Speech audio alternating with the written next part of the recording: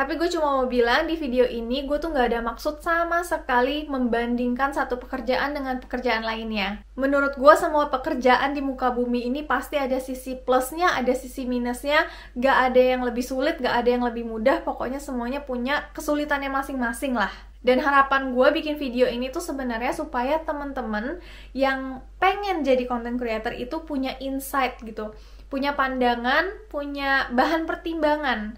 Apakah benar-benar yakin mau jadi content creator atau tidak?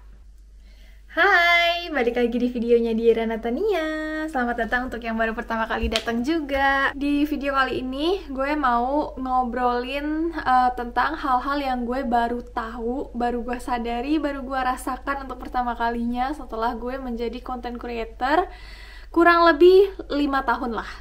Tapi sebelumnya gue mau baca beberapa komentar yang masuk di video gue sebelumnya dulu. Pas banget aku umur 20 tahun yang emang related banget sama hal-hal yang dulu pernah Kak Diera alami.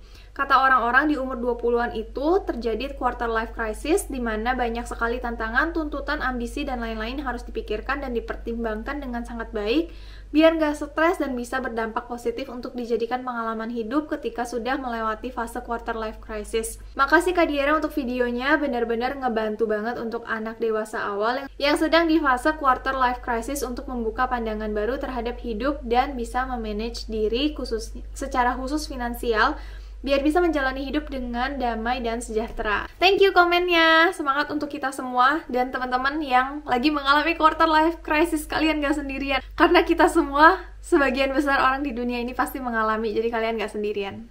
Tapi serius sih, ini komentar-komentar di video sebelumnya tuh bener-bener kayak bagus banget. Gue pengen bacain semuanya, tapi nanti jadi panjang. Jadi untuk teman-teman yang penasaran juga bisa langsung lihat di video gue yang judulnya itu penyesalan di awal 20-an. Thank you so much, dan mari kita masuk ke video hari ini.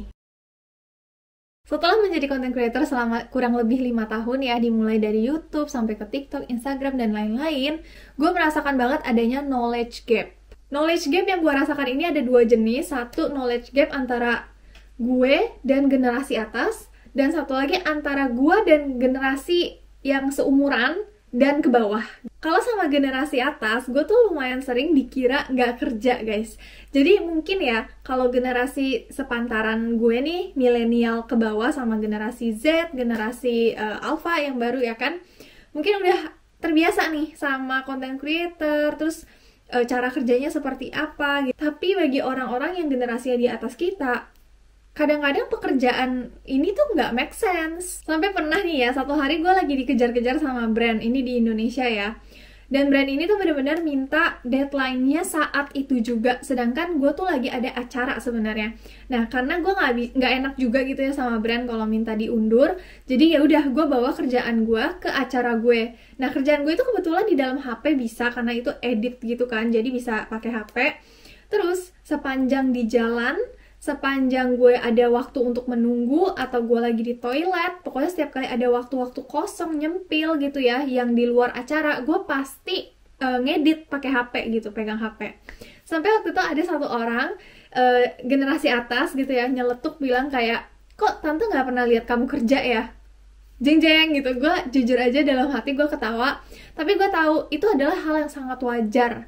Generasi atas kita tidak tahu kita lagi kerja, karena ya di zaman mereka kalau mau kerja ya harus physically kelihatan lagi kerja gitu. Tapi di satu sisi ini agak lucu sih menurut gue, karena content creator ini dipandang sebaliknya sama orang-orang yang satu generasi maupun generasi di bawahnya seperti generasi Z dan Alpha gitu. Kita nih content creator dilihat seolah-olah punya banyak banget uang. Mungkin yang ada di pikiran orang-orang kalau udah jadi content creator itu uangnya akan unlimited. Bisa jadi kayak Raffi Ahmad contohnya, atau Tasya Farasya gitu, yang kok kayaknya bisa jalan-jalan terus ke luar negeri, terus semuanya keluarganya pakai barang-barang branded, kok bisa belanja ini itu gitu. Kelihatannya endorsean di media sosialnya juga nggak pernah putus. Kenapa gue bisa bilang gini? Ya karena dulu sebelum gue jadi content creator, gue tuh punya pandangan seperti itu. Tapi kenyataannya setelah gue menjadi content creator, jadi kadang-kadang ada bulan dimana kita dapat pemasukan oke, banyak iya, tapi kita tetap harus nabung karena mungkin bulan depan pemasukan kita mungkin sedikit atau nol gitu, nggak ada sama sekali. Sedangkan konten kan harus tetap jalan terus, jadi ya pengeluaran tetap ada terus. Sekarang udah menit 37, di menit 41 gue harus naik bus karena gue mau ke cafe.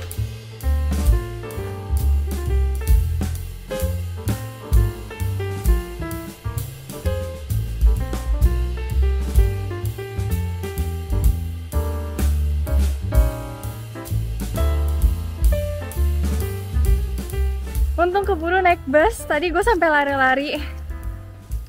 Jadi ini kayak taman, nggak ada siapa-siapa di sini, jadi kita bisa ngobrol.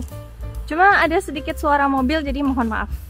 Lalu yang gue rasa juga setelah menjadi content creator adalah modal awal emang besar sih. Kayak misalnya untuk beli kamera, untuk beli laptop untuk ngedit, atau beli software kalau perlu. Tapi yang lebih besarnya tuh justru untuk maintain, untuk bisa survive di dunia content creator. Mungkin kita ya, termasuk gua dulu sebelum menjadi content creator, pernah berpikir kayak jadi content creator itu ya udah modalnya untuk beli kamera aja, paling HP yang bagus gitu, kayak misalnya iPhone, terus kita bisa bikin konten dari situ. Cuma yang dulu gua nggak pikirkan adalah, terus gua mau bikin konten apa? Nah dulu kan kebetulan gua Jepangan kan, kuliah di Jepang, jadi gue sharing tentang Jepangan. Tapi setelah itu apa gitu loh, gue agak bingung sih sebenarnya menyampaikannya kayak gimana. Cuma di dunia ini banyak sekali content creator yang memang terlihatnya seperti dia nggak ngapa-ngapain aja tuh udah famous, dia nggak ngapa-ngapain aja kayaknya semua orang rela gitu nontonin keseharian dia gitu. Tapi pada kenyataannya mungkin seperti gue dan banyak content creator lainnya, itu nggak akan bisa survive kalau kita nggak punya skill apapun. Kayak contohnya gue dulu bisa bikin konten itu karena gue punya skill berbahasa Jepang dan kebetulan gue tinggal di Jepang. Seandainya gue nggak punya skill bahasa Jepang, gue nggak yakin orang-orang mau nonton gue. Jadi let's say nih, gue lulus dari kampus dulu, gue udah nggak belajar bahasa Jepang sama sekali. Gue yakin gue jadi semakin nggak bisa bahasa Jepang dan trust kepercayaan orang-orang terhadap Biera Natania itu akan sangat menurun. Dan gue yakin kalau misalnya skill bahasa Jepang gue itu menurun atau kayak udah nggak bisa dipercaya lagi, gue yakin banyak banget followers gue yang akan kecewa dan akan meninggalkan gue gitu loh. Contoh lainnya mungkin seperti beauty content kali ya.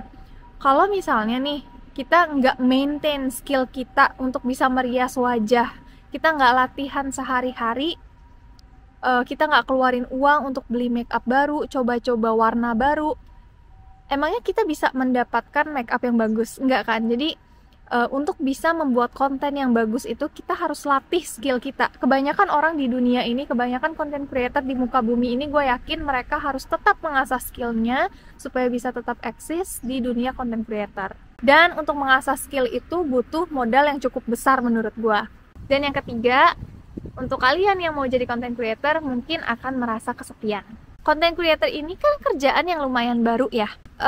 Meskipun nggak semuanya, tapi banyak orang yang menjadi content creator itu sendirian. Kayak contohnya gue itu sendirian. Awal-awalnya gue nggak punya tim, gue benar-benar semuanya serba sendiri. Gue edit sendiri, bikin skrip sendiri, ngonten sendiri, edit sendiri, upload sendiri gitu. Nah, dalam proses ini, gue tuh sebenarnya punya banyak pertanyaan kan, tapi gue nggak bisa nanya siapa-siapa. Karena kadang-kadang pertanyaan yang dimiliki oleh content creator ini terlalu spesifik untuk bisa kita cari jawabannya di Google. Jadi kadang-kadang nggak keluar jawabannya. Mau nggak mau kita harus cari jawabannya sendiri, coba-coba sendiri gitu. Itu dari sisi teknis ya. Terus dari sisi mental, kita juga kadang-kadang nggak bisa cerita ke siapapun. Karena ini tergolong pekerjaan baru, seperti yang tadi gue udah bilang, ada knowledge gap gitu ya. Jadi banyak orang yang mispersepsi sama pekerjaan kita. Dulu tuh gue juga pernah kena hate comment dan gue cerita ke teman-teman. Tapi ya jawaban mereka hanyalah, sabar ya, jangan down, lu pasti bisa, yang kayak gitu. Sebenarnya gue bukannya merendahkan jawaban mereka ya, nggak kayak gitu sama sekali. Gue sangat mengapresiasi mereka dan gue akan menjawab hal yang sama mungkin ya kalau ada di posisi mereka. Tapi apakah jawaban itu bisa membuat gue puas? Tidak, karena mereka nggak sepenuhnya mengerti bagaimana rasanya lu benar-benar sendirian, lu bikin konten, hasil ide lu benar-benar semuanya lu. Terus tiba-tiba lu dapet hate comment, entah itu tentang konsep videonya, entah itu tentang fisik lu gitu. Atau misalnya lu mau cerita sekedar tentang teknis content creator, kayak sistem untuk upload video atau edit video bla bla bla, itu kebanyakan orang nggak akan mengerti. Oke, sekarang gue mau jalan ke cafe dulu sebentar karena ada beberapa pekerjaan yang harus gue kerjain. So let's go.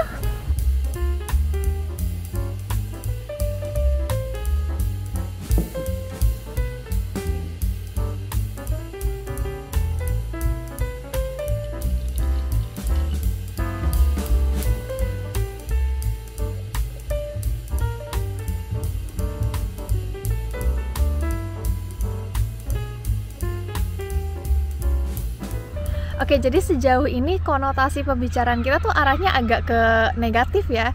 Tapi sebenarnya banyak banget positifnya guys. Kayak salah satunya gue bisa kerja dari mana aja. Kayak tadi gue kerja dari cafe, gue bisa ngedit di sana, gue juga bisa bikin skrip di sana. Jadi gak harus dari kantor atau dari rumah.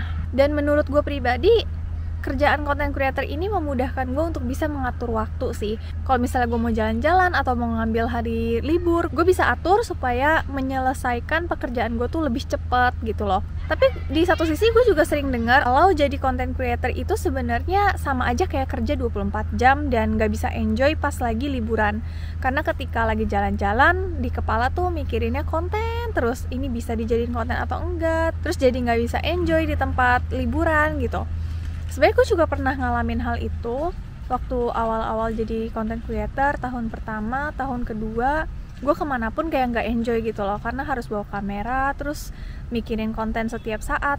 Tapi setelah jalan 3, 4, 5 tahun sampai di titik sekarang gitu ya, jujur gue udah nggak mengalami itu lagi.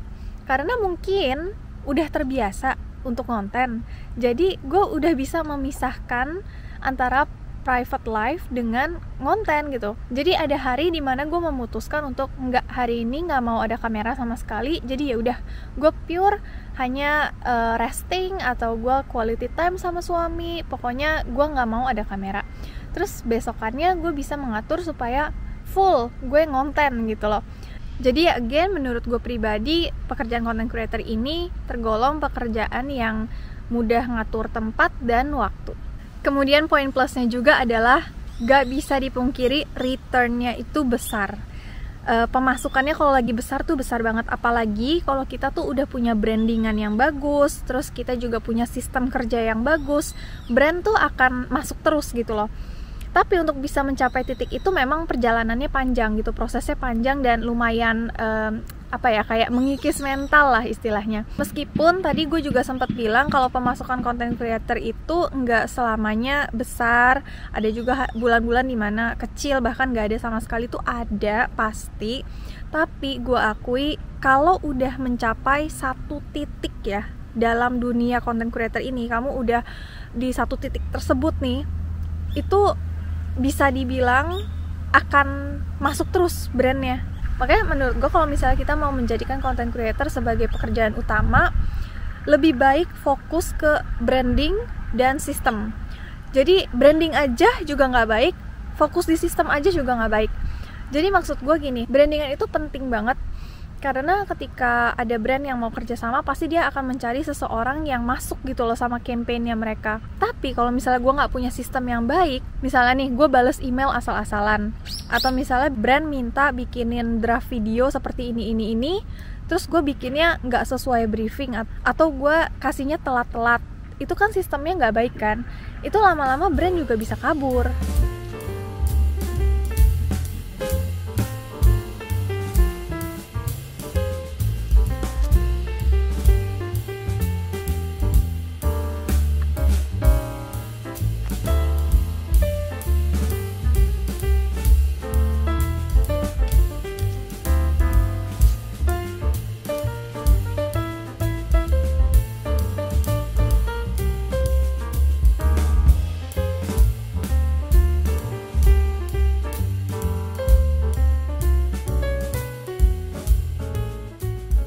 Akhirnya udah sampai rumah lagi, dan tadi lucu banget, supir busnya ternyata masih sama supir bus waktu gue berangkat. Jadi dia kayak inget gue gitu, dan waktu gue mau pulang, gue naik bus, dia bilang okaeri nasai gitu, yang artinya itu adalah sapaan untuk orang yang baru pulang ke rumah gitu loh guys. Jadi kayak selamat datang kembali kayak gitu. Lucu banget. Yang dari tadi gue bahas itu kan hal-hal yang baru gue ketahui setelah gue nyemplung beneran di dunia content creator kan. Tapi sebelum jadi content creator pun gue tuh udah punya kayak bayangan, oh mungkin kalau jadi content creator gue akan begini, dan ada beberapa hal yang memang benar adanya. Kayak misalnya kalau gue udah jadi content creator, pasti gue akan dipaksa untuk selalu kreatif. Terus gue juga akan dipaksa untuk punya tutur kata yang baik, punya sopan santun yang baik, terus kayak gesture yang baik di depan kamera maupun di belakang kamera, ya kan? Terus gue juga punya kesempatan yang banyak untuk bisa bertemu dengan banyak orang dari berbagai genre gitu ya. Dan setelah gue jadi content creator, ternyata itu memang benar adanya gitu loh.